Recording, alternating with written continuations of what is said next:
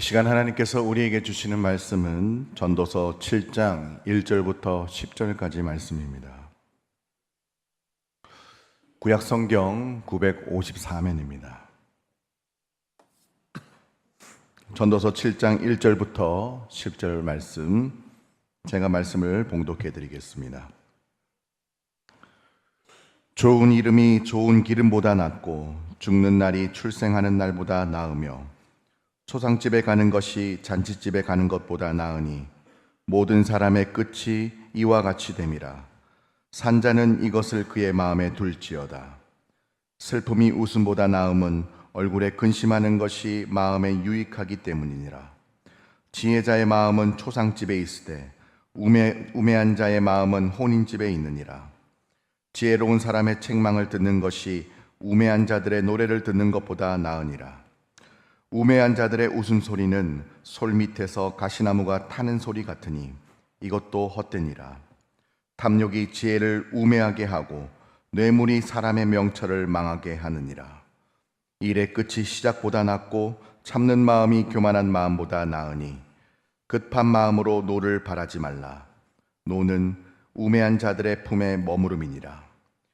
옛날이 오늘보다 나은 것이 어찌미냐 하지 말라. 이렇게 묻는 것은 지혜가 아니니라. 아멘. 오늘 말씀을 생각하면서 한번 따라하겠습니다. 나를 점검하면서 믿음 생활하겠습니다. 아멘. 예, 의사분들의 말을 빌리면은 조기 발견이 되었더라면 완전히 고칠 수 있었던 병을 시기가 늦어서 불치의 병이 되거나 살릴 수 있는 소중한 생명을 잃어버리게 되는 경우가 많다고 합니다. 그래서 건강을 위해서도 우리는 정기 검진이 중요하고 또 조기 진찰이 중요한 것입니다. 운전할 때도 특히 장거리 운행을 하기 전에는 미리 차량을 점검해야 될 것입니다. 또 학생들에게 자주 있는 시험도 미리미리 자신의 재능과 진로를 점검하는 차원에서 있어야만 그것이 학생들의 실력도 증가할 뿐만 아니라 미래를 대비하는 것이다 라고 할 수 있습니다. 고린도후서 13장 5절 상반절에 너희는 믿음 안에 있는가 너희 자신을 시험하고 너희 자신을 확정하라 이렇게 말씀합니다. 이것은 나를 점검하는 신앙이 되라는 것이죠. 여기서 시험하다라는 말은 이 두 가지로 나오고 있는데요. 먼저 이 시험하라라는 말, 헬라어 페이라주라는 말, 이 말은 템테이션이라고 그러는데 그런 유혹의 시험, 또 검사, 이런 그런 악한 시험을 이야기하는 거죠. 성도가 이제 유혹이나 시련, 고난이란 시험 앞에 있을 때 그때 비로소 믿음의 본질이 드러날 수 있게 된다라는 거죠. 그리고 이 확정하는 말도 원어적으로는 시험한다라는 말입니다. 이 도키마주라는 말 헬라어는 하나님의 시험 테스트를 이야기하는 것입니다. 같은 시험인데도 다르게 쓰이고 있습니다. 그래서 사탄의 시험을 통해서 하나님의 시험에 통과하라 이런 말씀이거든요. 원어적으로 보면 그래서 유혹이나 시련 그리고 온갖 고난이라는 시험을 통해서 자신의 진짜 신앙을 하나님 앞에 테스트 받아서 온전히 드러내라는 것입니다. 이런 의미에서 오늘 1절은 이렇게 말씀합니다. 좋은 이름이 좋은 기름보다 낫고 죽는 날이 출생하는 날보다 낫다 그랬습니다. 호랑이는 죽어서 가죽을 남기고 사람은 죽어서 뭘 남긴다고요? 예, 이름을 남긴다고 그러죠. 그래서 좋은 이름, 아름다운 이름을 남기는 것이 사실 당시에 귀하게 쓰이는 좋은 기름보다 낫다. 이렇게 말씀합니다. 요즘 뭐 기업들마다 브랜드 파워라 해서 기업 이미지 메이킹을 많이 하면서 사람들을 각인시키고자 하죠. 그래서 현대, 삼성, SK 이 대기업들을 보면은 이거 이름의 그 내용을 다 전달하면서 이름 하나만으로 그들의 어떤 명성과 지위를 잘 보여주고자 하는 그런 광고를 볼 수가 있습니다.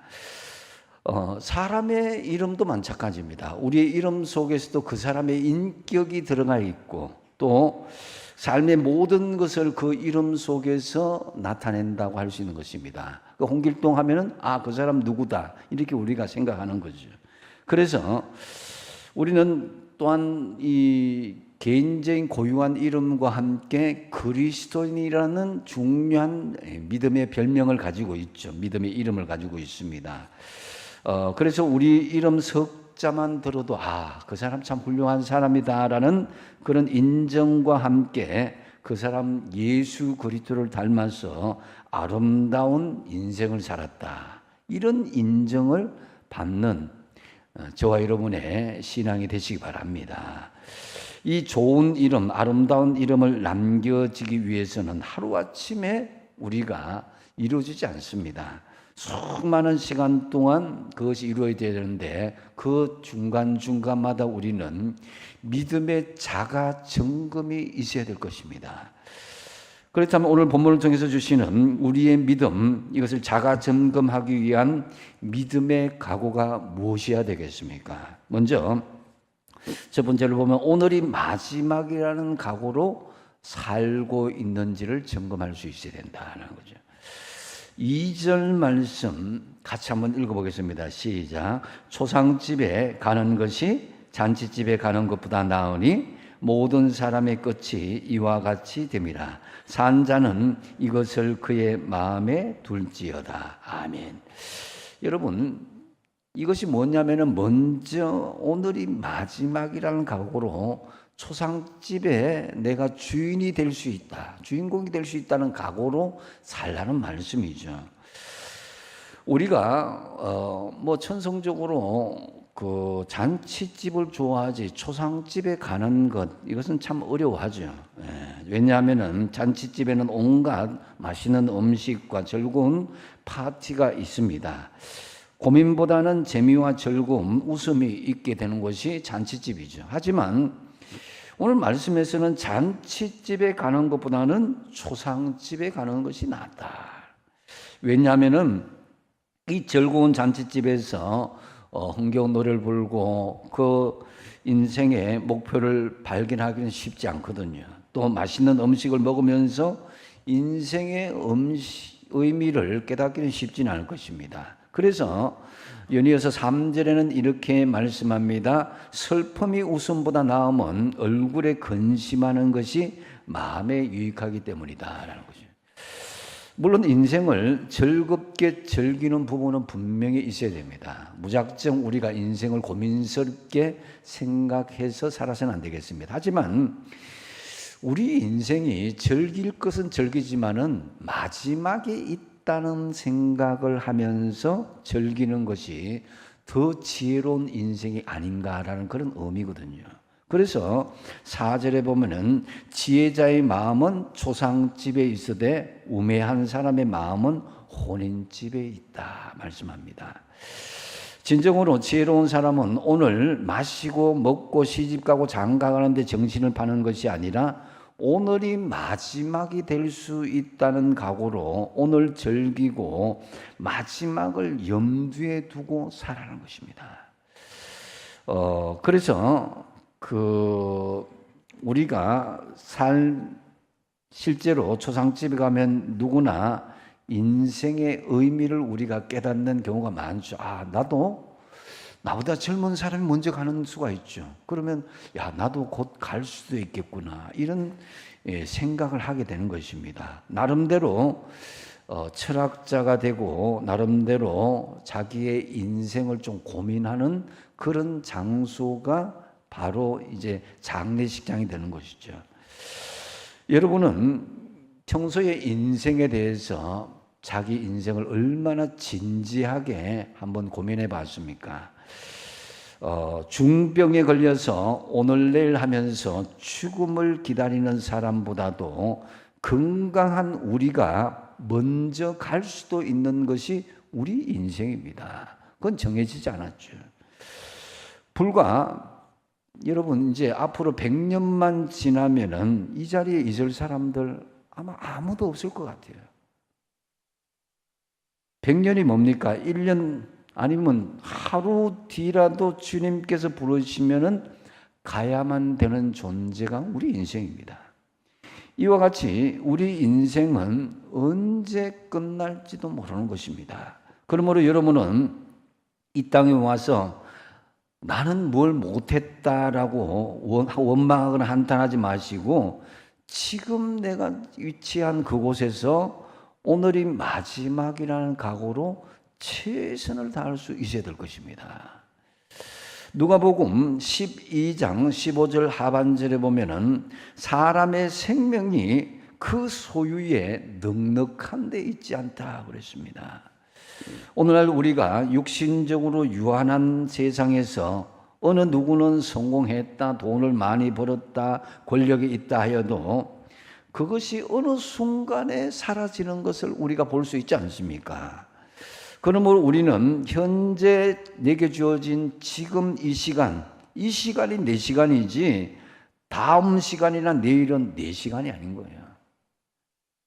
그래서 구원도 이 시간에 이루어져야 되고 삼급과 멸류관도 지금 현재 이 시간에 우리가 성취될 수 있어야 된다는 거죠. 우리 주변에 복음을 전도하다 보면은 그런 분들이 있죠. 내가 지금 형편이 여러 가지 분주하고 바빠서 조금 이게 정리되면 내 교회에 나가 있습니다.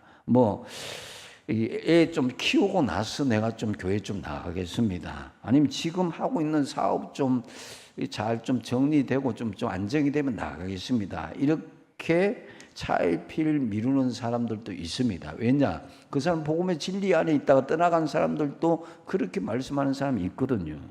그러나 하나님께서는 그들이 쉽게 결단하지 못한 조건들을 다 이루기까지 기다리지 않고 그 전에 하나님이 부르실 수 있다는 사실을 망각하는 거예요.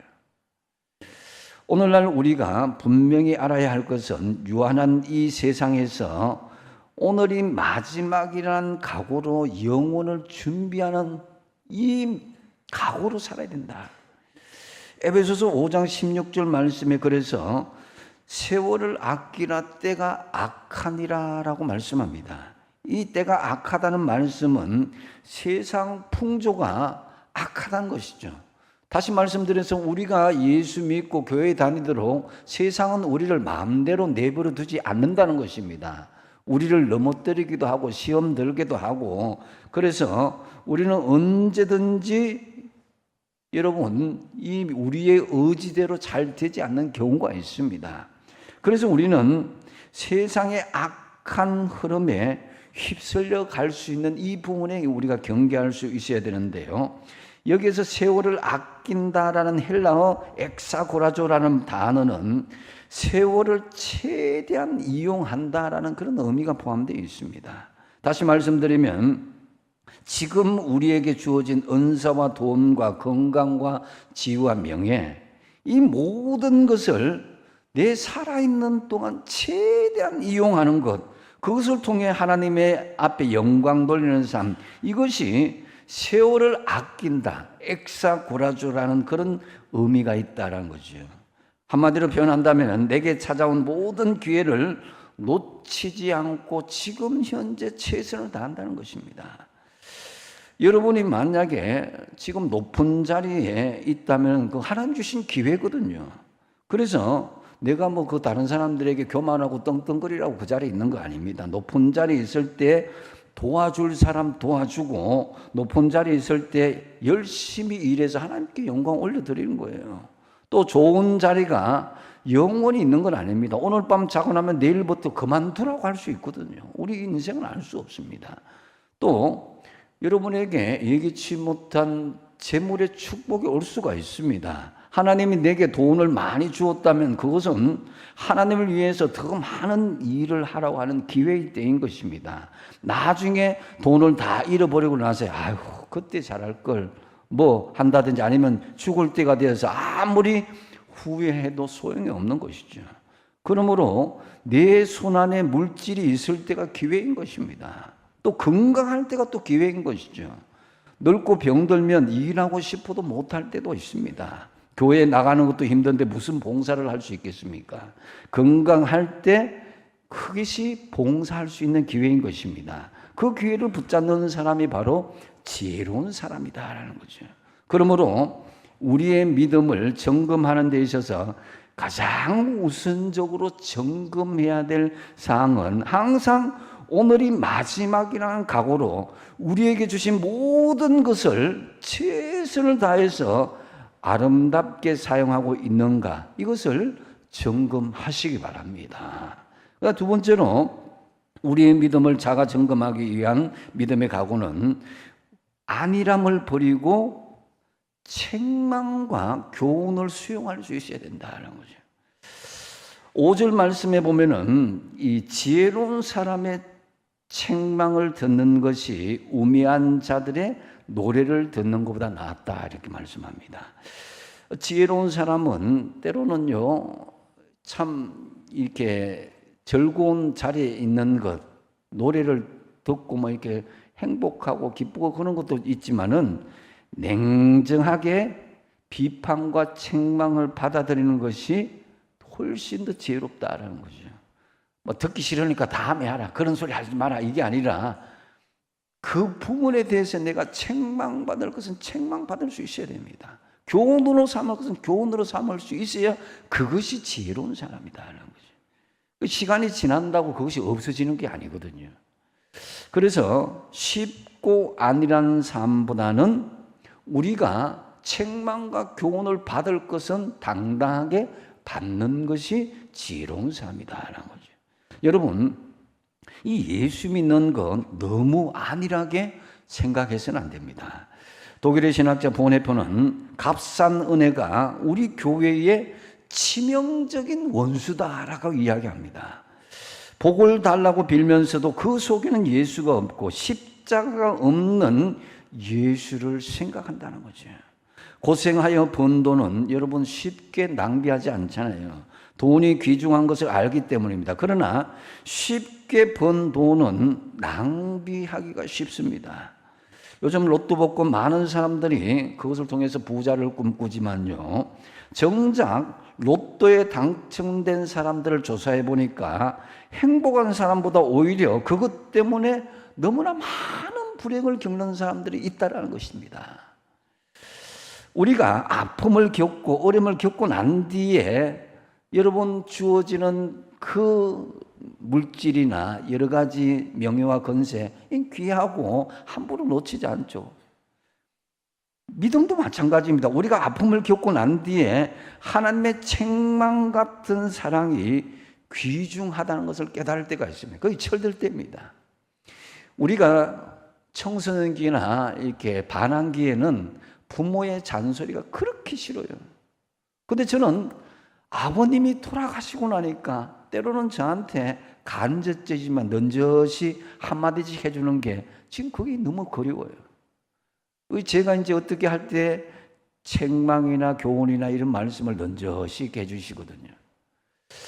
만약에 하나님께서 여러분에게 책망이나 교훈을 하지 않는다, 이렇게 한다면은 그것은 하나님의 사랑이 떠나간 무관심의 관계에 접어들었다. 이 심각한 상황입니다.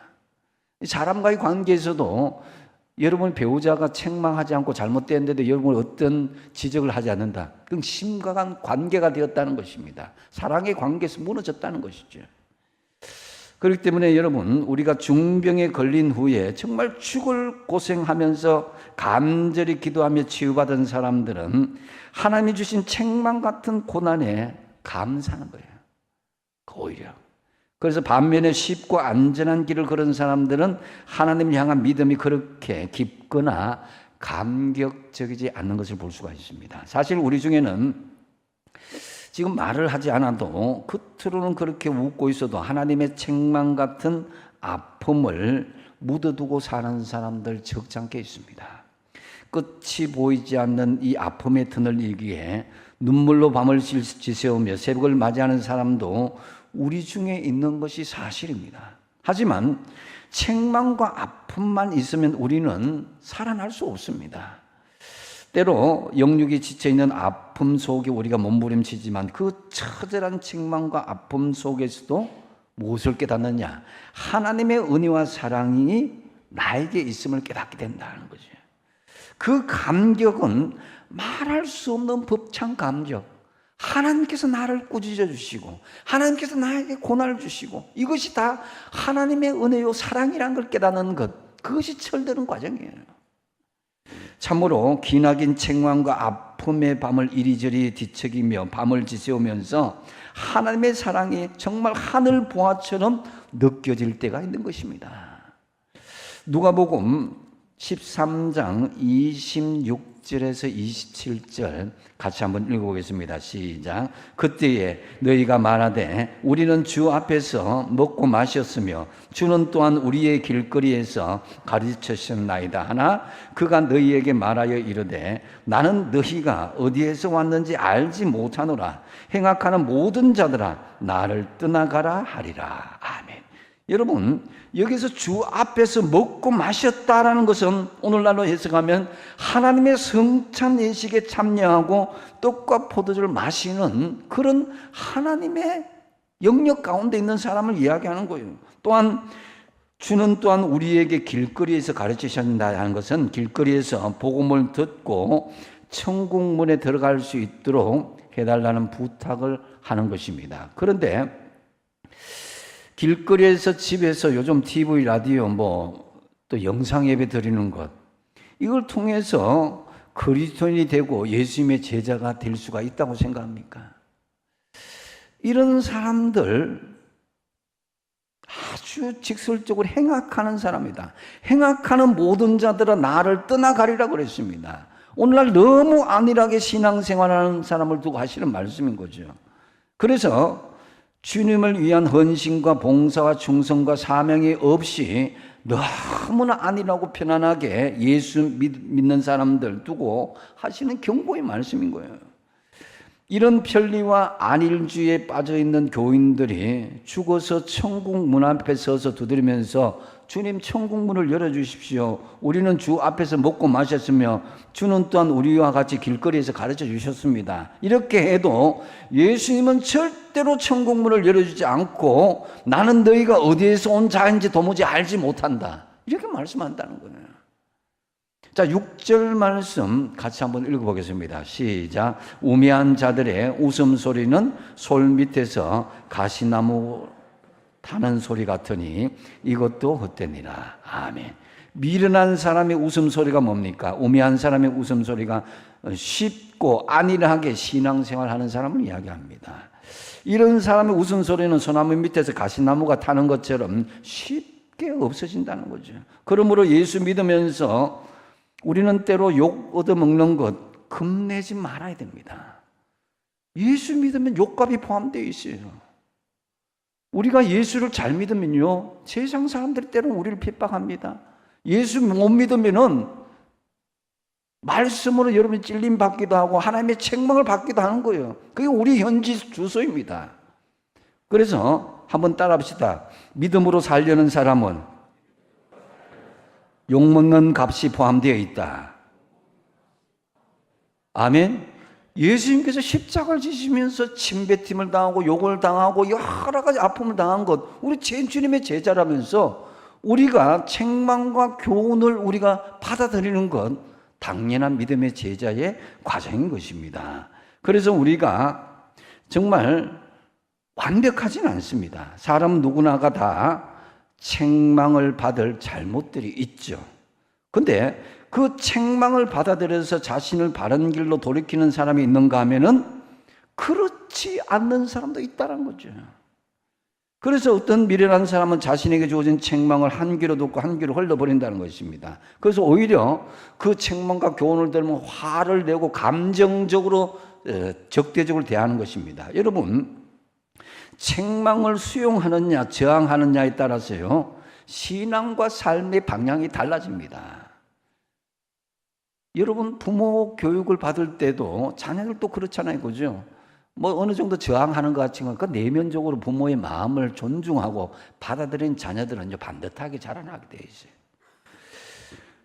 주의 종을 통해서 설교를 통해서 또 말씀을 통해서 여러분의 양심을 찌르는 말씀을 듣게 될 때에 저항하기보다는 수용함으로써 변화되고 성화하시는 삶을 이어가도록 하십시오. 다윗은 책망을 받았을 때 겸손하게 자신의 죄를 자백함으로 다시 하나님 앞에 신앙을 회복할 수 있는 기회를 얻었습니다. 반면에 사울은 책망 앞에서 자존심 상해하면서 변명하고 인정하지 않았을 때에 그때부터 하나님으로부터 버림을 당하게 된 것입니다. 그래서 다윗은 그러한 사실을 알고 사울의 그 모습을 반면교사로 삼았죠. 그래서 시편 51편을 보면 하나님이여 내 속에서 정한 마음을 창조하시고 정직한 영을 새롭게 하시고 내 속에서 하나님의 영을 거두지 말아 주십시오. 이렇게 간구한 거예요. 7절 말씀에 보면은 탐욕이 지혜자를 우매하게 하고 뇌물이 사람의 명체를 망하게 한다 그랬습니다. 여러분 탐욕이 뭡니까? 하나님보다 더 사랑하는 것이 욕심이요 탐욕인 것이에요. 욕심과 뇌물을 받으면 쉽게 편안하게 살 것 같지만 결과는 그렇지 않습니다. 왜냐? 하나님이 다 아시기 때문에. 사람은 실수할 수 있고 잘못할 수 있습니다. 문제는 그것을 하나님께서 책망하시고 회개를 촉구하실 때의 태도입니다. 책망에 내게 찔림이 있고 잘못이 인정된다면은 우리의 자존심을 버리고 그 책망을 수용하시고 즉시 돌이키는 것이 중요합니다. 죄가 많은 곳에 뭐가 있다고요? 은혜가 더한다고 그랬습니다. 하나님의 은혜가 임하는 것입니다. 죄가 많은 곳에. 인간의 죄성을 아시기 때문에. 책망과 고난을 받는다고 마냥 슬퍼하고 한탄하고만 있으면 그건 불행한 인생인 거예요. 에레미야서 21장 20절 말씀 같이 한번 읽어보겠습니다. 시작. 에브라임은 나의 사랑하는 아들 기뻐하는 자식이 아니냐. 내가 그를 책망하여 말할 때마다 깊이 생각하노라. 그러므로 그를 위하여 내 창자가 될 거러니 내가 반드시 그를 불쌍히 여기리라. 여호와의 말이니라. 아멘. 이스라엘의 장자 북이스라엘 에브라임이 하나님 앞에 책망을 받았지만 그가 아픔을 당할 때 하나님의 마음이 창자가 뒷걸른 것처럼 아프다는 거예요. 그렇지만 하나님의 마음은 어때요? 불쌍히 여기신다는 것입니다.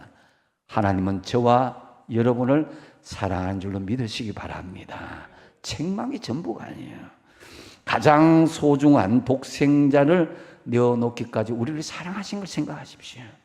우리의 믿음을 점검하되 안일하게 신앙생활하는 것을 지향하고 작은 것에도 영적으로 예민함으로써 겸손하게 어떤 책망도 수용할 수 있는 각오로 믿음 생활하는지를 점검하시기 바랍니다.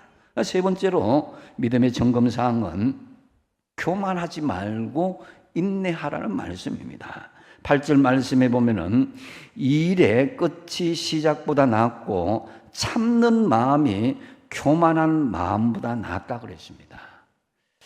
여러분 시작했으면 끝까지 겸손하고 인내하라는 것이죠. 그 참지 못하고 막 이렇게 불의한 마음으로 그렇게 교만해서는 안 된다는 거죠.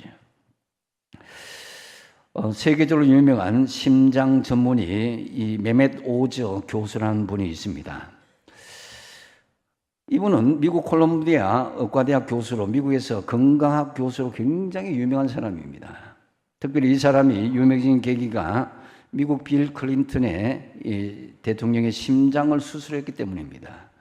미국에서 가장 유명한 토크쇼 오프라 윈프리 쇼에도 정기적으로 건강 코너를 통해서 그렇게 강의를 했고 또 자신도 닥터 오저 쇼라는 그 쇼를 이렇게 하면서 건강을 사람들에게 전도했던 사람입니다.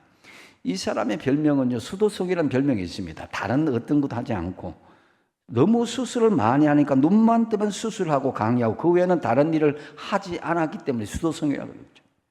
특별히 오조 교수는 자신의 식단 관리도 너무나 철저히 했습니다. 쌀밥, 소금, 흰설탕, 하얀색 음식 절대 먹지 않고 몸에 나쁜 음식 일절 입에 대지 않았습니다. 그러다가 오조 교수가 51세 때에 병원에서 건강검진을 받게 되었습니다. 그런데 친구인 의사가 대장에서 이상한 점이 발견되었는데 그것이 작은 용종인 줄 알았는데 나중에 보니까 뿌리가 깊어서 대장암 3, 4기로 판명되었다고 합니다. 거의 말기로 넘어가는 거죠. 그러면 이분이 순간적으로 생각합니다. 이제 내게 남은 인생이 얼마나 될까? 과연 한 달, 1년 내가 무엇을 꿈꾸었는데 앞으로 남은 인생, 내 40년 꿈꾸도 왔던 인생이 어떻게 될까? 이 생각을 했다고 합니다. 그러면서 몇 가지 고민이 생기더란 거예요. 그게 뭐냐면은 현재 집에 가서 과연 아내에게, 내 자녀에게 과연 무슨 말을 할까? 또 자기가 출연했던, 정기적으로 출연했던 닥터 오즈 쇼, 오프라 윈프리 쇼에서 시청자들에게 이야기하고 학생들이 강의했던 그 내용들, 자신이 이 상태가 되니까 뭐라고 말해야 될지 모르겠다는 거죠. 왜냐하면 자신은 건강에 대해서 자부하며 잘 가르쳤는데 정작 자신이 이 건강에 대해서 가장 최악의 모습으로 나타났으니 과연 자신을 신뢰할 수 있겠냐, 이런 심각한 그런 고민에 빠졌던 것입니다. 그 경험을 다른 사람들에게 대한 그런 자부심도 가지고 또 보이지 않는 인간의 어떤 교만도 있었는데, 근데 이제 이것을 겪으면서 오조 교수는 환자들이 느끼는 심정을 깨닫게 되었다는 거죠. 환자들이 암을 진단받을 때 공포와 분노하는 그런 과정이 있거든요. 자신이 공포를 먼저 가지더라는 거예요. 내가 죽으면 어떻게 될까? 또 분노, 내가 이런 병에 왜 걸려야 되나? 다른 사람도 많이 있는데 나는 열심히 살았는데 왜 하필 난가? 이런 고민을 하게 되는 것을 환자의 입장에서 깨닫게 되었습니다.